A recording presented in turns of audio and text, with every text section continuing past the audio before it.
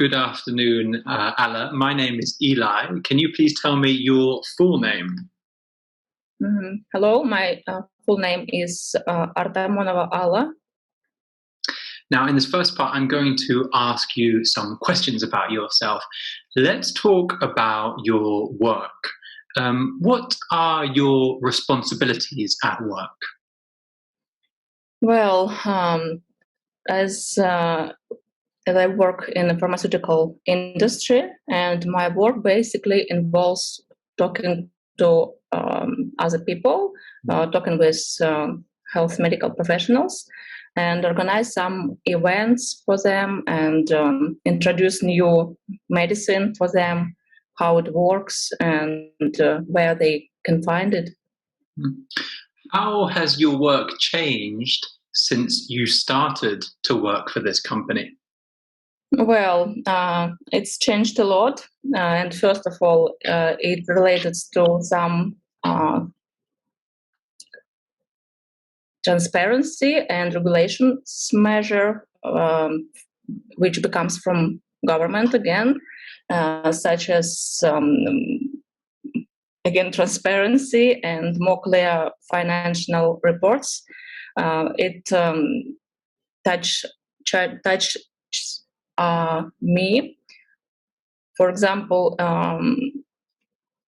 maybe 10 years ago, we can give some trial spots, so some little things from this medicine, and give that to doctors, and they might try it and for free, because it's like some kind of research. But for now, compared with nowadays, I think it's totally restricted, and in some way it could be people could thought that we try to buy doctors and say what they need to prescribe for patients, and it's only a pharmaceutical interest. But no, it's totally restricted, and even if it's launched some new medicine, everyone can buy it and try. And another thing I think which changed from starting point is technology, of course, and it's really like breakthrough, and we can use now iPads and new colorful presentations, animated presentations, and it's really make easier to explain how works some medicine remedies. Okay, I'm going to stop you so we can continue. Let's talk about going on holiday. Do you enjoy going on holiday? Yes, of course, like ordinary person, and it always better to go outskirt every weekend with children and take some fresh air and walking. What kind of places do people in Russia like to go to on holiday? It depends how many times they have. For example, if it's weekends, a lot of people here have additional house in outskirts, and where they can bring together friends, family, prepare barbecue in the backyard, walk into forest and bring some mushrooms, especially in autumn. And if it's more longer holiday, I think Russian people always prefer to go to some warm place, maybe in a sea, and like Asia, in countries like Asia, and something in near equator. Do you think that people in Russia have enough holiday time? Well, I think that they have, especially around Christmas. We have 2 weeks, and we can go, I think, anywhere. But maybe for this year, because of COVID, we don't have this opportunity. Yeah. Now let's continue. Let's talk about reading. What kind of books do you enjoy reading? Well, the first thing which comes to my mind is two types of reading. It's first one related to my profession, career, medicine, self-developing books. And another way is nonfiction, maybe something like Harry Potter, or This Is Going to Heart, which I now listen in my car. Yeah, pretty interesting book. Did you enjoy reading when you were younger? I couldn't say that definitely, but with ages. But I can remember. I could remember that it was some crime novel when I was maybe 15 or like this teenage age, and it was really enjoyable. And I reread this book a couple of times.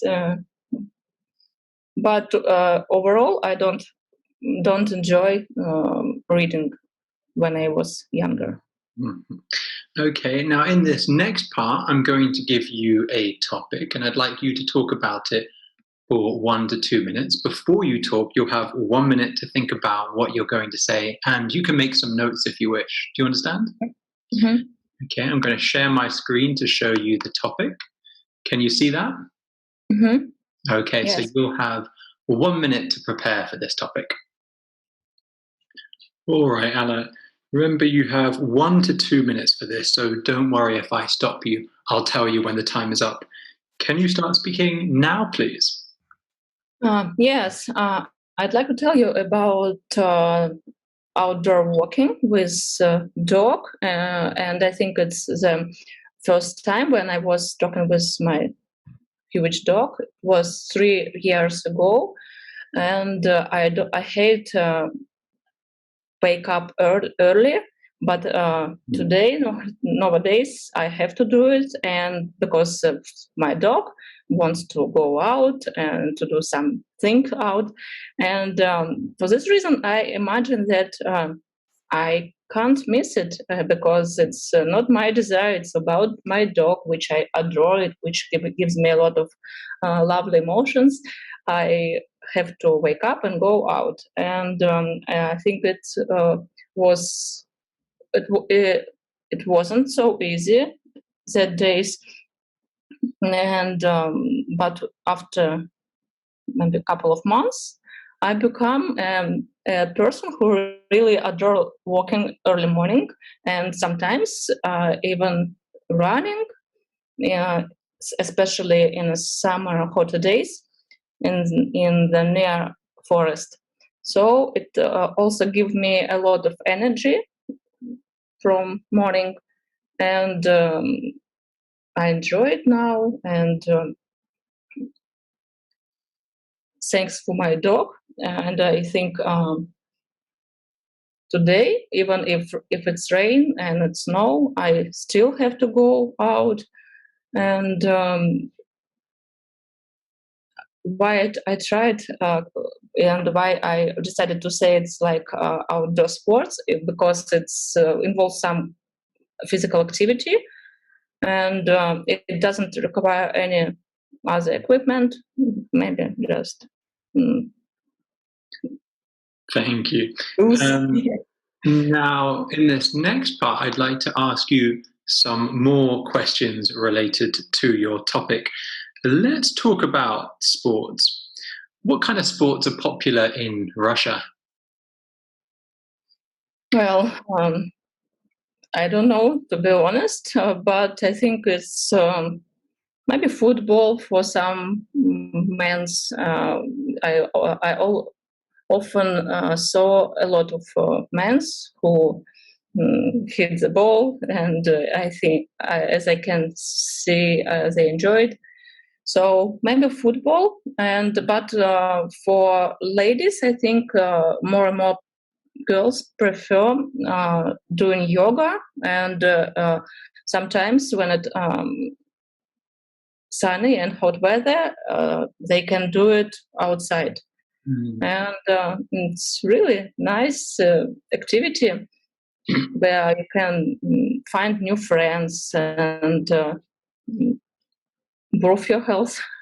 You mentioned that winters in Russia are very long. What kind of Yeah. sports can people do in the winter? Well, especially in Moscow, we have several locations. It's where we have like little mountains and with some special equipment, and people also enjoy doing this kind of sports. They have their personal equipment like big, huge snowboard and some costume for it. And for another kind of people, it could be ice skating, figure skating.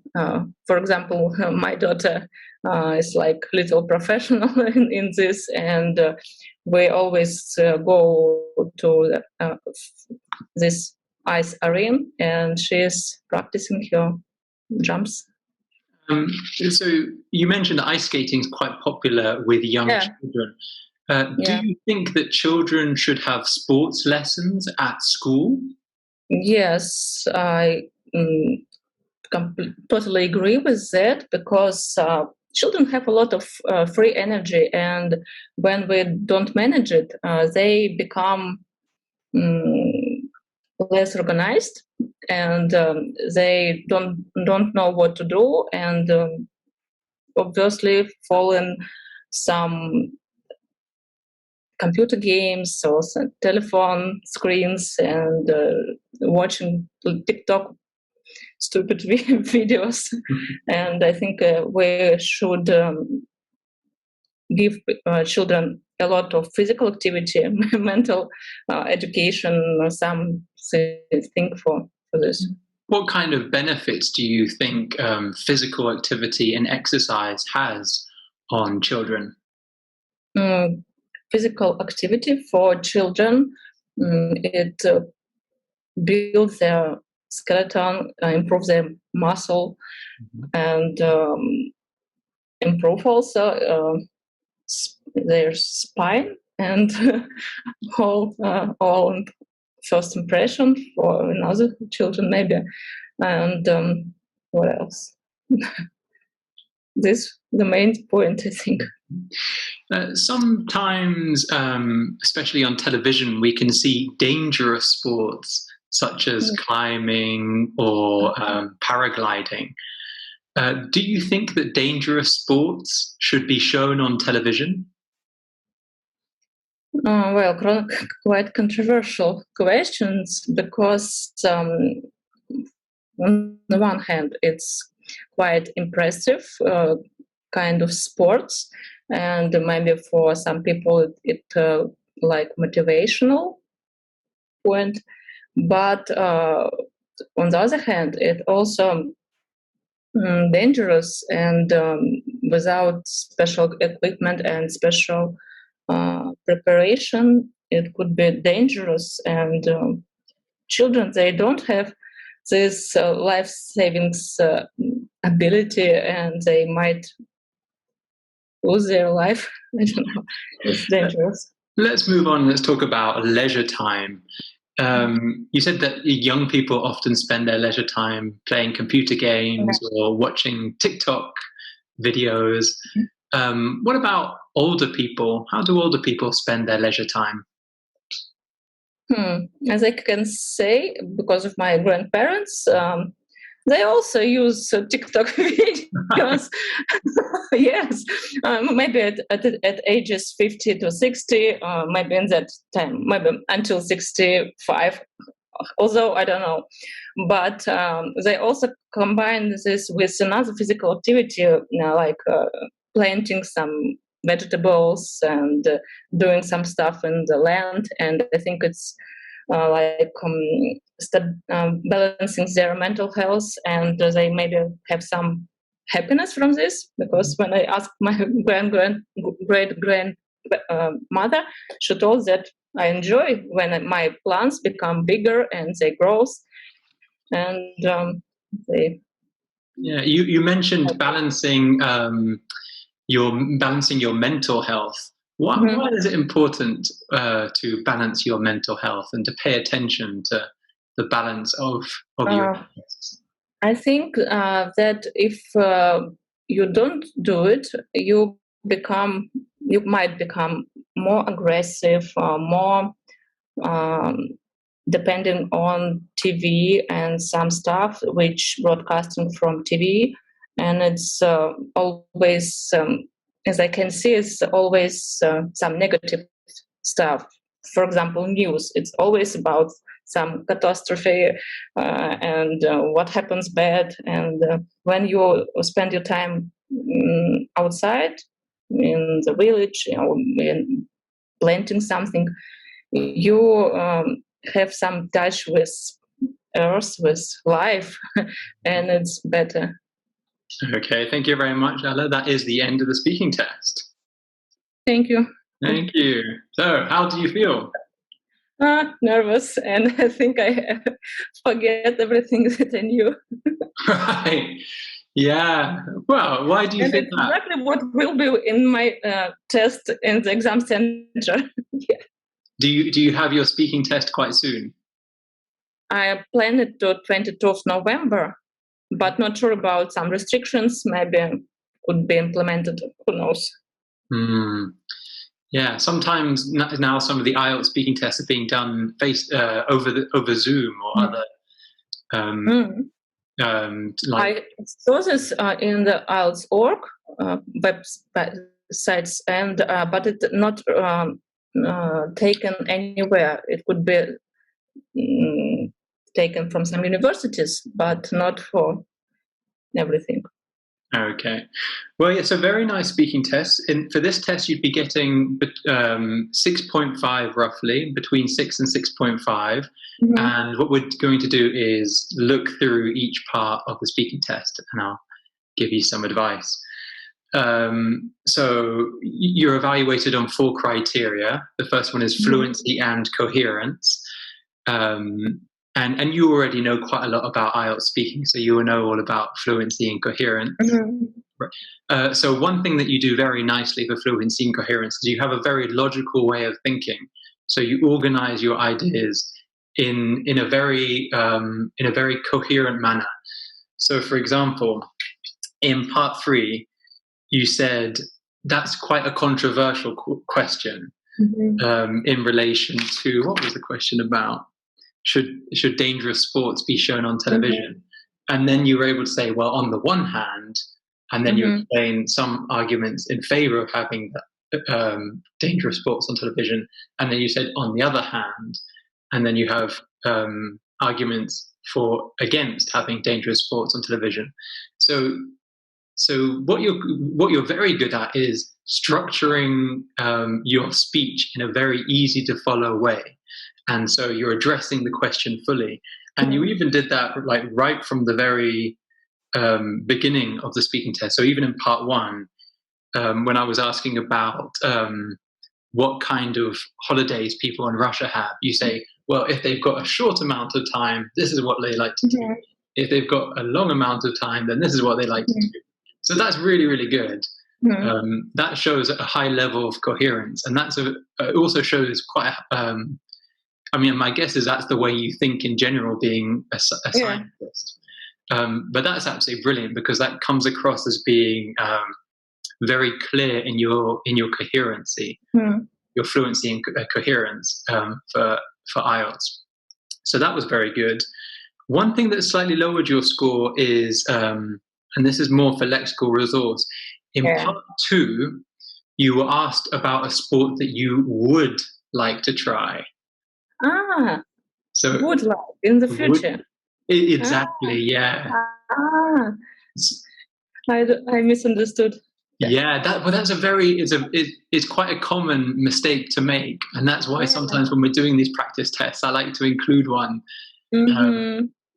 because as soon as you start talking about a sport that you've done, the examiner knows that you haven't fully understood the question, or you're not fully answering the question, and so they're beginning to lower your score. So look out for Yeah. words like would like to try. Um, Mhm. so a common example would be like a holiday you would like to take. So not a holiday Mhm. you've been on, but one that you want to take in the Yeah. future, Yeah. or someone you Right. would like to Mhm. meet. Okay, so that's what would kind of potentially lower you towards the band Yeah. six range, Mhm. um, which is a shame because it's such a small slip in understanding, and but it's one of these things that will lower your Mhm. score.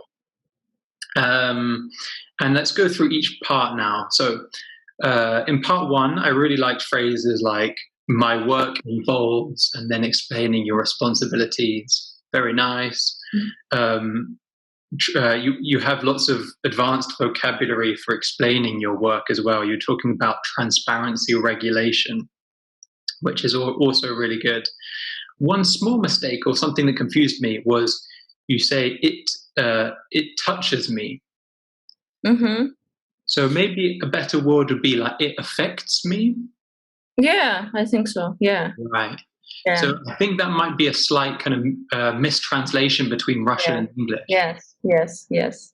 Yeah, And I think when I say touch me, it means more in emotional way, maybe. exactly. Yeah. Yeah. So, for example, if your daughter um, draws a picture for you that's Mhm. very beautiful, Yeah. then that Yeah. will touch you. Touching. Yeah. If it's something at Yeah. work, then it affects you. Mhm. Affects me. Yeah, you're right. Okay. Your use of articles, it has improved a lot, which is good. Although there's still some times where you miss Mhm. articles. So, for example, you say Uh-huh. better to go outskirts, whereas it'd be better to go to the outskirts. Mhm. So just kind of Yeah. paying attention to that. Mhm. Um, and then a slight mistake with time and times. So you said it depends how many times they have. So when we talk about the concept of time, Yeah. then we use it as an uncountable noun. So it depends Mhm. on how much time they have. Yeah.